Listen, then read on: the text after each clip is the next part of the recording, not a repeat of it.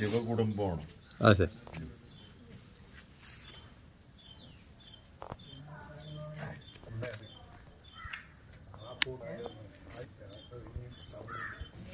ഇത് പല്ലാവൂരുള്ള തൃപ്പല്ലൂർ എന്ന് പറഞ്ഞ ശിവക്ഷേത്രമാണ്. ഗരമകർഷി 3 സ്ഥലങ്ങളിൽ പല്ലുകൾ പ്രതിഷ്ഠിച്ചു എന്നാണ് പറയുന്നത്. ഇത് തൃപ്പല്ലാവൂർ ശിവക്ഷേത്രമാണ് ഇപ്പോൾ നമ്മൾ കണ്ടുകൊണ്ടിരിക്കുന്നത്. ഈ മതിലുകളെല്ലാം ഭൂതത്താൻ കെട്ടിയതാണെന്നാണ് വിശ്വാസം. വളരെ ബലമുള്ള പാറക്കല്ലുകൾ ഉപയോഗിച്ച് കെട്ടിയ മതിലകമാണ്. വലിയൊരു ക്ഷേത്രമാണ്. അപ്പം അതിൻ്റെ ജസ്റ്റ് കാഴ്ചകൾ നമുക്ക് കാണാം. ഈ പല്ലാവൂരിൻ്റെ ചരിത്രവുമായിട്ട് പല്ലവ രാജാക്കന്മാർക്കുമെല്ലാം ബന്ധമുണ്ട്. ചരിത്രപരമായിട്ടുള്ള ഒരു ബന്ധപ്പെടൽ പല്ലവ രാജാക്കന്മാരും പല്ലാവൂർ ക്ഷേത്രങ്ങളും ഈ ദേശത്തിനുമുണ്ട്. അപ്പം അതിൻ്റെ കാഴ്ചകളാണ്. കനകശ്ശേരി അമ്മ, അങ്ങനെയുള്ള പല പല ഉപദേവതാ പ്രതിഷ്ഠകളുണ്ട്. ഒരു തീർത്ഥജലം ഉണ്ട്, ജലാശയം. ഒരുവിധം എല്ലാ ക്ഷേത്രങ്ങളും വലിയൊരു ചുറ്റുമതിലോടുകൂടി കെട്ടുകയും അവിടെ ആവശ്യത്തിൽ ആ ദേശത്തിനെല്ലാം കിട്ടുന്ന രീതിയിൽ ജലസഞ്ചയങ്ങൾ ഉണ്ടാക്കുകയും ജലാശയങ്ങൾ എല്ലാം പണി കഴിക്കുകയും ചെയ്തിട്ടുണ്ട്.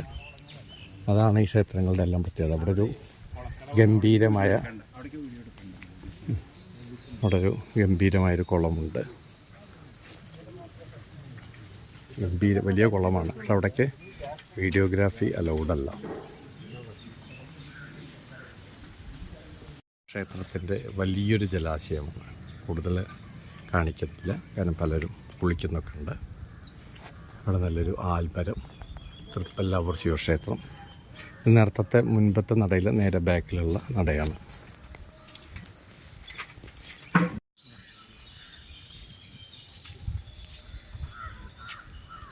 ഒരു മയിൽ അതിലൂടെ ഇങ്ങനെ നടക്കുന്നു.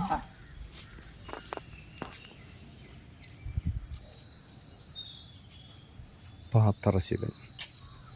ക്ഷേത്രത്തിൻ്റെ ഒരുപാട് ഉപദേവതാ പ്രതിഷ്ഠകൾ എല്ലാം ഉണ്ട്.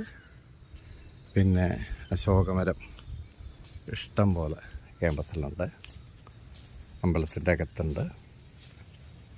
വളരെ ഭംഗിയുള്ള, ഇതിപ്പോൾ നിർമ്മിച്ചതാണ് തോന്നുന്നു. ചുറ്റുവിളക്കിൻ്റെ നിർമ്മിതി ഇപ്പോൾ നടന്നതാണെന്നാണ് തോന്നുന്നത് കണ്ടിട്ട്. വലിയ പഴക്കം കാണാനില്ല.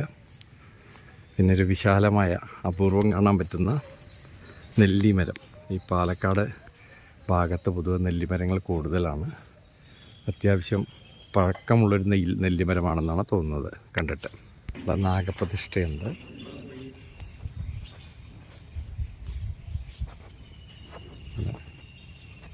തേവേരിത്തറ എന്നാണ് പറയുന്നത്.